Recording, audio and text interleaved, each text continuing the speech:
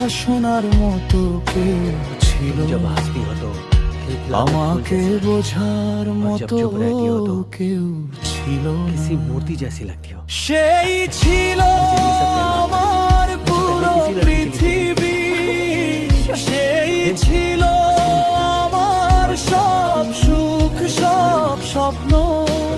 আজও दूर से तुम्हें তার देखकर স্মৃতিগুলো जोरों से धड़कने लगता है। নিঃশব্দে কাঁদায় আমাকে।